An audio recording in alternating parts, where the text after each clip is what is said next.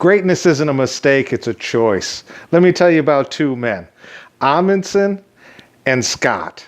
They were roughly the same age and had similar credentials as explorers when they both set out in 1911 to become the first human ever to plant a flag at the South Pole. But in preparation, they had radically different approaches. Amundsen spent years preparing. Physically, became an incredible cross-country skier, went to live with Eskimos, adopted their style of clothing, the looser fit that allowed the sweat to evaporate off the body and yet was protective from the elements. He once rode his bicycle 2,000 miles from his home in Norway to Spain. He was fanatical with his supplies and his planning. He understood that you could get just a little bit off course. By the way, with the Eskimos, he also learned to become an expert dog sledder.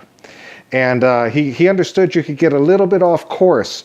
So he took way more supplies than he needed, some 3 tons of supplies for just 5 people.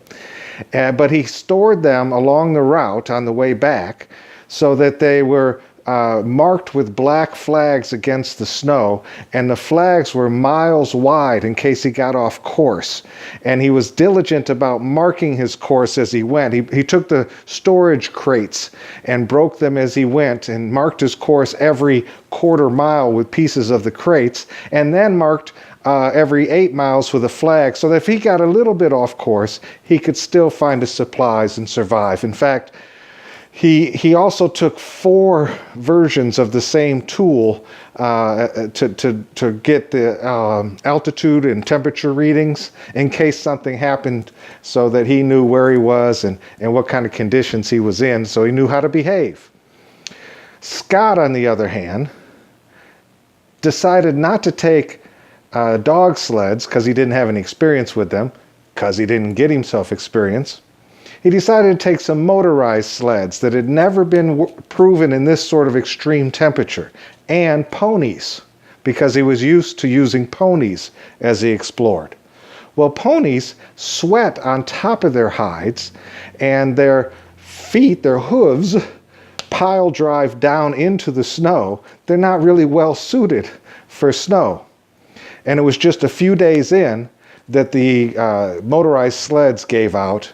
And it wasn't long after that the ponies died.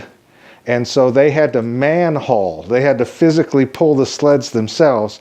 And he only took 1 ton of supplies for his 17-member team. And he only marked it with 1 flag. I guess believing he would be perfectly on track to find it. Well, he was ill prepared. And he reached the South Pole, but 34 days after Amundsen reached the South Pole.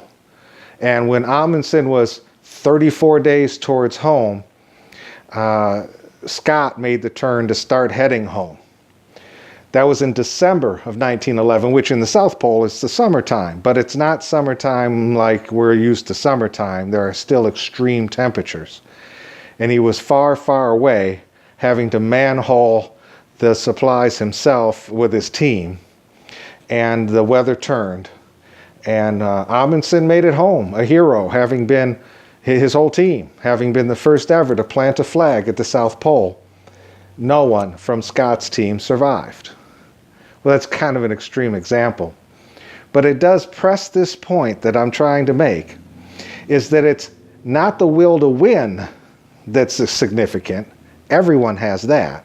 It's the will to prepare and to track the behaviors along the way that will lead to winning. So the next question becomes, well, what are those behaviors? What are those things that we should be tracking? Well, fortunately, we're not blazing a trail here and becoming the first ever to have a real estate career. We already know these answers. So press on, you'll see. All right, go get them.